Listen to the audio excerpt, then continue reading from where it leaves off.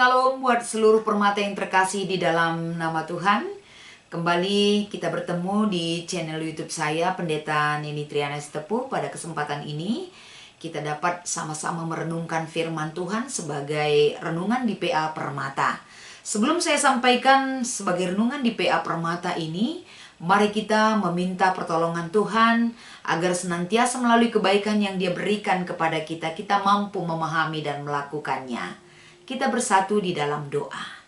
Terima kasih Tuhan buat kebaikan dan pertolongan yang Kau berikan bagi kami.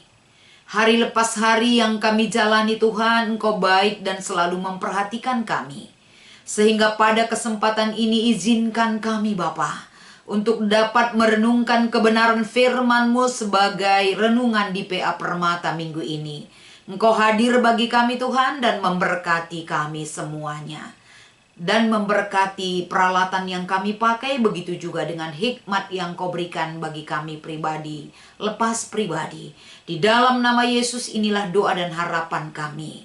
Haleluya, amin. Permata yang terkasih, mari kita membuka firman Tuhan sebagai renungan di PA Permata ini. Yang pertama akan kita baca nanti kitab Ibrani pasal 10 yang dimulai dari ayat 19 sampai dengan ayat 25. Dan nanti akan kami lanjutkan membaca Mazmur 118 khususnya ayat yang kelima. Kami mulai dari kitab Ibrani pasal 10 ayat 19 sampai dengan 25. Demikian firman Tuhan. Ketekunan. Jadi saudara-saudara, oleh darah Yesus kita sekarang penuh keberanian dapat masuk ke dalam tempat kudus. Karena Ia telah membuka jalan yang baru dan yang hidup bagi kita melalui tabir, yaitu dirinya sendiri. Sebagai kepala rumah Allah, karena itu marilah kita menghadap Allah dengan hati yang tulus ikhlas dan keyakinan iman yang teguh. Oleh karena hati kita telah dibersihkan dari hati nurani, jahat, dan tubuh kita telah dibasuh dengan air yang murni. Marilah kita teguh berpegang pada pengakuan tentang pengharapan kita, sebab Ia yang menjanjikannya setia. Dan marilah kita saling memperhatikan supaya kita saling mendorong dalam kasih dan dalam pekerjaan baik. Janganlah kita menjauhkan diri dari pertemuan-pertemuan ibadah kita, seperti dibiasakan oleh beberapa orang. Tetapi marilah kita saling menasehati dan semakin giat melakukan menjelang hari Tuhan yang mendekat. Demikian firman Tuhan dari kitab Ibrani. Dan kita akan membaca dari Mazmur pasal 118. Kami akan membacakan ayat 5 saja. Dalam kesesakan aku telah berseru kepada Tuhan, sebab telah menjawab aku dengan memberi kelegaan. Shalom Permata, bagaimana kabarnya? Kiranya luar biasa dalam penyertaan Tuhan. Pada minggu ini di dalam membahas firman Tuhan sebagai renungan kita, tema yang diberikan di PA Permata ini adalah tetap beribadah di tengah musibah.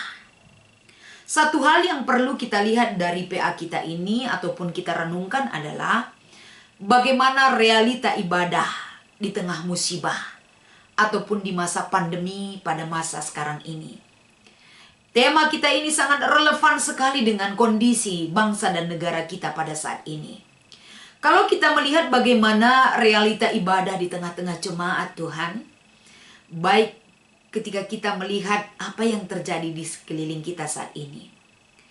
Perjalanan ibadah jemaat-jemaat Tuhan, masa-masa sulit, masa-masa ada musibah pada saat sekarang ini, banyak sekali bentuk-bentuk yang diperlihatkan dalam adaptasi baru ini.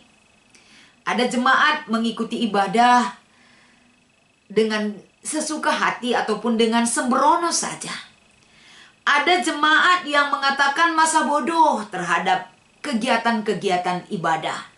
Dia rindu dan mau ibadah khusyuk ketika segalanya sudah kondusif perjalanannya.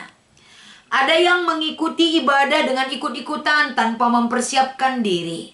Dan ada yang mengikuti ibadah dengan setengah hati ataupun dengan keadaan terpaksa terkadang. dan lain sebagainya. Tapi bagaimana realita perjalanan ibadah di masa-masa sulit seperti ini di tengah-tengah permata? Ada juga permata yang sangat melibatkan diri dalam perjalanan ibadah di tengah-tengah masa-masa pandemi pada saat sekarang ini.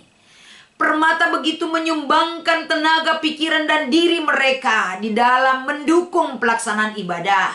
Ada juga yang seperti itu. Ada juga permata yang semakin jauh beribadah di tengah musibah pada saat sekarang ini. Dan lain sebagainya. Kita bisa melihat dan rasakan realita yang terjadi di tengah-tengah jemaat Tuhan. Tapi apapun yang terjadi, apa yang Tuhan harapkan bagi kita?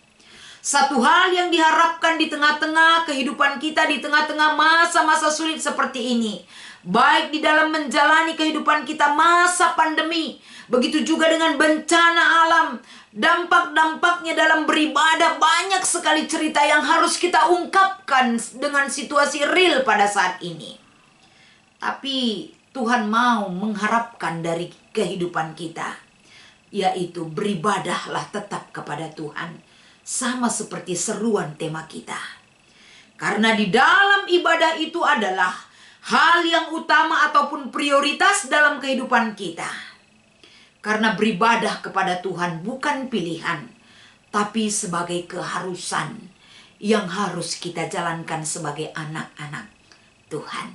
Begitu pentingnya saudara-saudara ataupun anak-anak permata yang terkasih beribadah, yang harus kita lakukan secara berkesinambungan dalam kehidupan kita. Tentu Tuhan merindukan kehadiran kita, kedatangan kita, memuji dan menyembah Dia di dalam ibadah. Dan selanjutnya yang perlu kita renungkan adalah bagaimana pesan daripada teks ini membukakan hati kita agar ada kerinduan yang dalam untuk dapat tetap melakukan ibadah dalam situasi apapun di dalam kehidupan kita. Mari kita melihat pesan yang disampaikan dari kitab Ibrani pasal 10 ayat 19 sampai dengan 25. Ada dua bagian besar dalam perikop ini yang akan kami angkatkan sebagai pesan ataupun renungan yang perlu kita pikirkan, renungkan, dan jalankan di dalam kehidupan kita. Yang pertama adalah dari ayat 19 sampai dengan ayat 21. Dalam hal ini, ada satu hal jawaban yang diperbaiki terhadap konsep-konsep yang salah yang harus dibenarkan melalui kehadiran Kristus bagi dunia ini. Kehadiran Kristus, pengorbanan dirinya mengubah situasi, yang mengubah paradigma kita berpikir, bagaimana mengubah sudut pandang kita akan kehidupan kita ketika kita datang kepada Tuhan. Kehadiran Kristus memberi satu angin segar bagi kita. Sebagaimana konsep yang ada ketika Yesus belum ada ke dunia ini. Bagaimana penulis kitab Ibrani mengangkatkan ini. Bagaimana penulis kitab Ibrani ini membuka satu konsep yang baru. Yesus hadir bagi dunia ini. Tidak ada lagi jurang pemisah. Tidak ada lagi gap. Tidak ada lagi perantara yang diberikan oleh peraturan manusia. Tapi Yesus hadir sebagai imam yang hadir di dalam rumah Tuhan. Yang setiap saat menantikan kedatangan umatnya untuk datang menyembah, beribadah, memuji namanya. Jadi dalam kehadiran Kristus ini, dari ayat 19 sampai 21, Yesus memberikan dirinya sebagai imam yang agung bagi kehidupan kita. Yesus hadir bagi dunia ini memberikan kesempatan kepada setiap orang yang rindu akan hadirat Tuhan di dalam hidupnya. Yesus memberikan peluang, Yesus memperbaiki yang salah. Yesus memanggil kita agar kita dapat datang kepada Tuhan, berseru, memohon pertolongan, dan kasih Tuhan tetap menyertai kita. Permata yang terkasih, tentunya bagaimana satu jawaban atas apa yang kita rindukan. Sama seperti orang-orang ketika datang ke bait suci. Mereka harus membatasi diri mereka karena peraturan yang mengikat kehidupan mereka. Bahwa tidak sembarangan orang yang datang ke bait suci. Semua peraturan itu harus mereka jalankan. Bagaimana beratnya pergumulan yang mereka hadapi, tapi mereka tidak bisa dengan langsung menyatakan kerinduan mereka terhadap kehadiran Tuhan atas kehidupan mereka.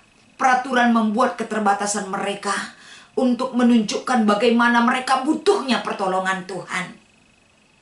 Tapi pada kesempatan ini, Yesus hadir bagi dunia, membukakan satu peluang bagi mereka, bagi dunia ini, bagi setiap orang yang percaya kepadanya, bahwa kita datang ke hadirat Tuhan, datang menyembah, memuji, memuliakan Tuhan sebagai dasar yang kuat untuk dapat kita lakukan sebagai bentuk penyembahan kita kepadanya. Yang kedua, permata yang terkasih, kalau kita membaca di ayat 22 sampai 25, ini adalah seruan. Ini adalah undangan kepada manusia. Undangan kepada setiap orang yang rindu akan lawatan Tuhan bagi kehidupannya. Bagaimana kita diundang dalam perikop kita ini adalah, datanglah menghadap dengan hati yang tulus dan iman yang teguh dan hati yang bersih. Tuhan tidak mau kepura-puraan terhadap umatnya. Tuhan mau melihat bagaimana kerinduan kita, bagaimana keinginan kita menghadap kepadanya. Kita datang kepada Tuhan bukan dengan penampilan secara lahiriah, tapi penampilan lahiriah dan batiniah yang kita tunjukkan kepada Tuhan. Yang kedua yang diharapkan oleh Tuhan yaitu tetap berpegang teguh kepada iman dan pengharapan kita kepada Tuhan. Iman tanpa pengharapan dan pengharapan tanpa iman itu adalah sia-sia. Bagaimana iman yang dibarengi dengan pengharapan akan kuasa Tuhan, akan kasih Tuhan yang nyata bagi kehidupan umatnya. Dan yang ketiga yang diharapkan Tuhan atas kehidupan kita adalah hidup dalam kasih yang nyata. Tuhan tidak mau kepura-puraan yang kita tunjukkan di hadapannya, tapi kita hidup dalam kasih yang nyata. Karena kasih yang nyata yang sudah Tuhan berikan kepada kita melalui Yesus Kristus harus kita wujudkan dalam kehidupan kasih yang nyata. Karena hidup dalam Tuhan segala sesuatunya transparan.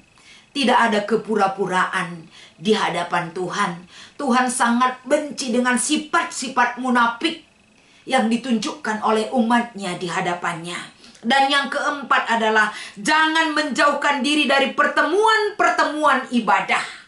Karena di dalam ibadah itu kita menunjukkan sikap pujian kita, sikap rasa syukur kita, sikap penyembahan kita kepada Tuhan. Jangan pernah menjauhkan diri dari persekutuan-persekutuan ibadah. Dan hiduplah saling menasehati sebagai anak-anak Tuhan.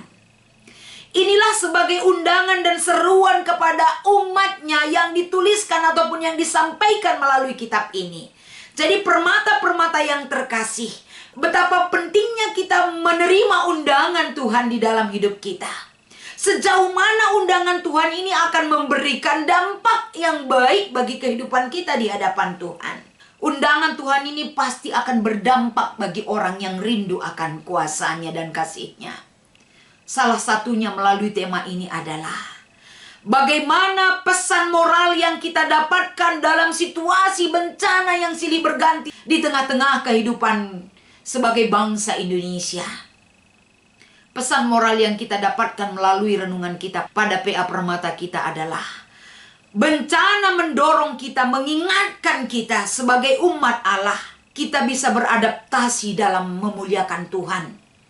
Walaupun besar sekali bencana yang merongrong di dalam kehidupan kita, walaupun besar sekali pergumulan kita di dalam kehidupan kita saat ini, kita bisa beradaptasi dengan bencana ataupun masalah yang kita hadapi. Kita tetap datang memuliakan Tuhan, kita tetap beribadah kepadanya.